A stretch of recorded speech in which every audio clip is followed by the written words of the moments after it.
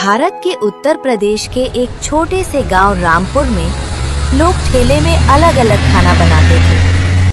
कोई मटन बिरयानी बेचता, कोई चिकन करी, कोई फिश फ्राई, कोई पानी पूरी वाला, सब थे गांव में। लेकिन उस गांव में सबसे गरीब इंसान था रघुवीर, एक गरीब बाप जिसने जिंदगी भर सूखी रोटी खाई। आज अपनी आखिरी सांसों में बस एक ही इच्छा लिए लेटा था। बेटा, मरने से पहले एक बार मटन बिरयानी खिला दे। लेकिन उसके बेटे के पास एक वक्त की रोटी के पैसे भी नहीं थे। और फिर जो हुआ, उसने पूरे गांव को रुला दिया। उत्तर प्रदेश के एक छोटे से गांव रामपुर में एक टूटा हुआ घर, जहां बारिश में छत टपकती थी और गर्मियों में धूप वही रहता था। रघुवीर 22 साल, मेहनती लेकिन किस्मत से हारा हुआ। घर में बीमार बाप हरिराम, छोटी बहन गुड़िया। हरिराम खाट पर लेटा था, कमजोर, थका हुआ। भैया, बाबा को फिर से बुखार आ गया। कुछ नहीं होगा बाबा को, मैं हूँ ना। लेकिन अंदर से वो खुद टूट चुका था। तभी दरवाजे पर दस्तक। रघुवीर जल्दी से खोलता है। आइए डॉक्टर साहब। डॉक्टर अंदर आते हैं। चारपाई के पास बैठकर बाबा की नाड़ी देखते हैं। गुड़िया कोने में खड़ी रो रही है। कुछ पल बाद डॉक्टर गहरी सांस लेते हैं। रघुवीर घबराकर पूछता है, डॉक्टर साहब, बाबा ठीक तो है ना? डॉक्टर नजरें झुका लेते हैं। बेटा, अब ज्यादा समय नहीं है। जो आखिरी इच्छा हो पूरी कर दो। नहीं, बाबा को कुछ नहीं होगा। हिम्मत रखो, अब तुम्हें ही संभालना है सादा। डॉक्टर धीरे धीरे बाहर चले जाते हैं। भैया, बाबा ठीक हो जाएंगे ना? रघुवीर चुप, आंखों में आंसू। वो बाबा का हाथ पकड़ता है, लेकिन कुछ बोल नहीं पाता।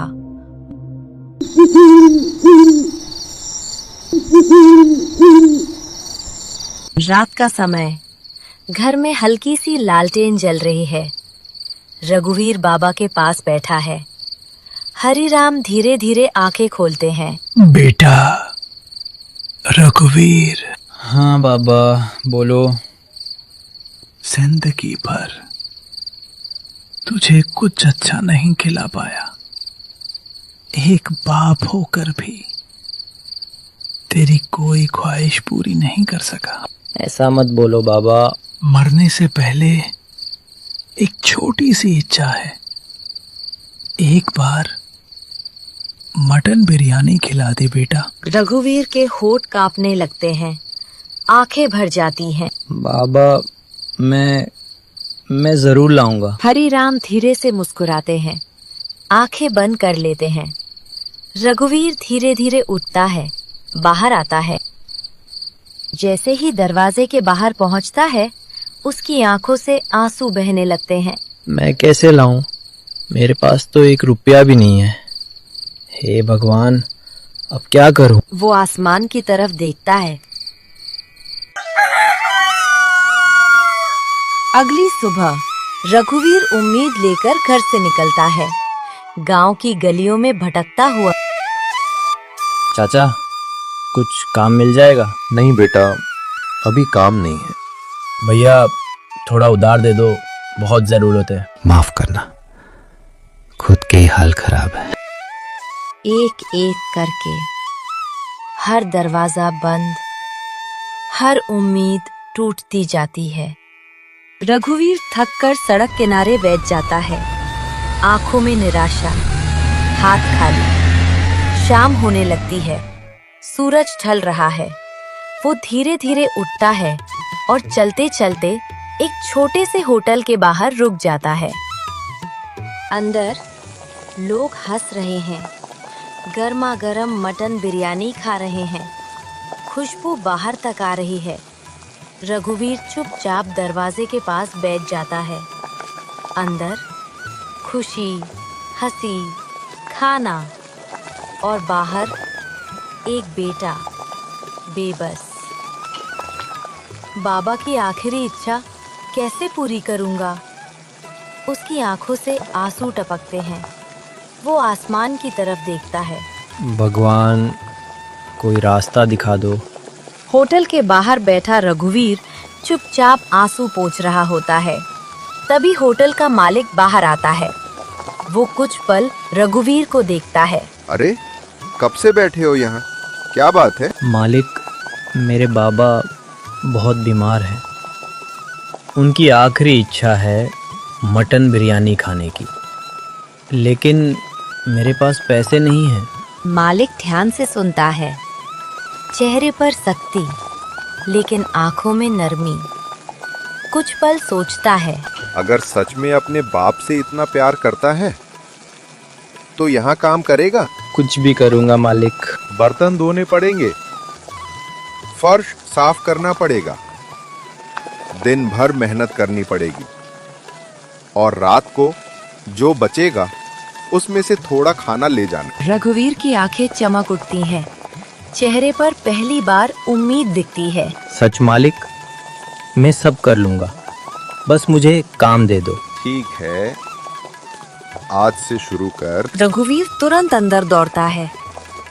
उसके हाथ गंदे होते हैं, कपड़े भीग जाते हैं, लेकिन चेहरे पर मेहनत और उम्मीद। धीरे से खुद से बोलता है, बाबा, आज आपकी इच्छा पूरी होगी। पूरा दिन रघुवीर काम में जुटा रहा। गंदे बर्तन, गर्म उबलता पानी, जलते हुए हाथ। कई बार हाथ फिसलते हैं, पानी से छाले पड़ जाते हैं, लेकिन वो रुकता नहीं। हर दर्द के पीछे एक ही ख्याल। आज बाबा खुश होंगे। वो और तेज काम करने लगता है। पसीना, थकान, दर्द सब सहता हुआ। शाम ढलती है, रात हो जाती है। रघुवीर थका हुआ, लेकिन आंखों में उम्मीद लिए खड़ा है। तभी मालिक उसके पास आता है, हाथ में एक डिब्बा। ये ले, मटन बिरयानी। रघुवीर कांपते हाथों से डिब्बा लेता है। उसकी आंखें भर जाती हैं। वो डिब्बे को ऐसे पकड़ता है जैसे कोई खजाना हो। धीरे से बोलता है, धन्यवाद मालिक। फिर आसमान की तरफ देखता है। बाबा, आपकी इच्छा पूरी होने वाली है। रघुवीर दौड़ता हुआ घर पहुंचता है।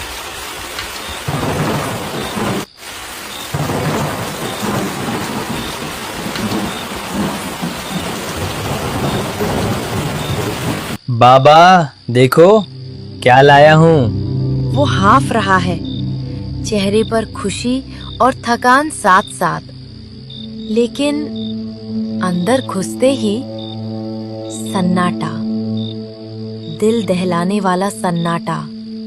कोने में गुड़िया बैठी रो रही है। रघुवीर घबराकर, क्या हुआ बाबा? भैया, बाबा चले गए। जैसे समय रुक गया हो। रघुवीर के हाथ से डिब्बा छूट जाता है। ठक, बिरयानी जमीन पर फैल जाती है।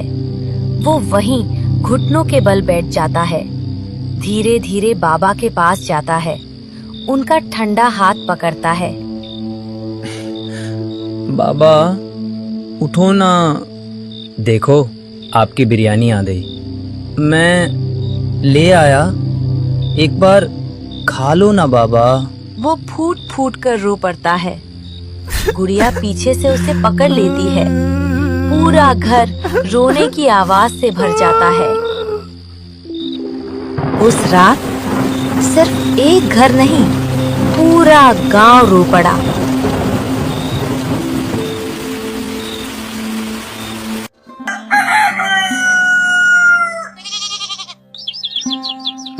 सुबह का समय, घर के बाहर लोगों की भीड़।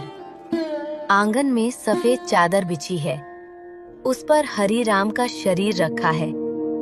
चारों तरफ गांव वाले खड़े हैं, कुछ चुप, कुछ रो रहे हैं। आज मैं सच में अकेला हो गया। आसमान में धुआं उठता है और एक बेटे का सहारा हमेशा के लिए चला जाता है।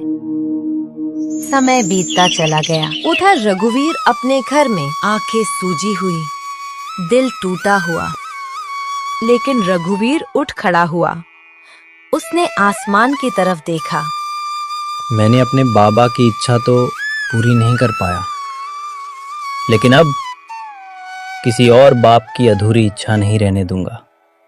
अब कोई भी बाप बिना आखिरी इच्छा पूरी किए नहीं जाएगा। रघुवीर फिर उसी होटल पर पहुंचता है।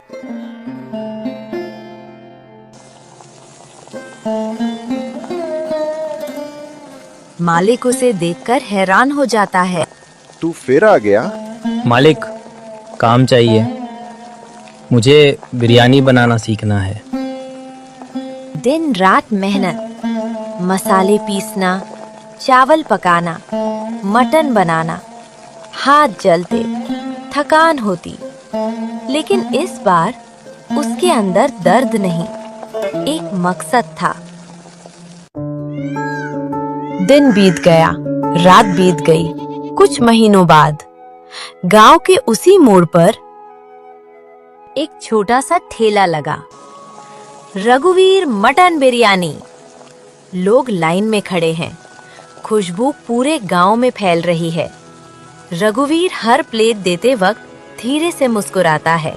गरम गरम प्यार से बनी बिरयानी। और ठेले के कोने में एक छोटी सी फोटो लगी है, उसके बाबा की।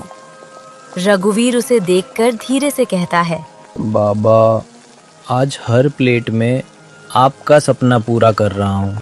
कभी कभी एक अधूरी इच्छा पूरी जिंदगी का मकसद बन जाती है। एक दिन रघुवीर अपने ठेले पर काम कर रहा होता है। तभी एक बूढ़ा आदमी धीरे धीरे आता है, कमजोर आवाज में।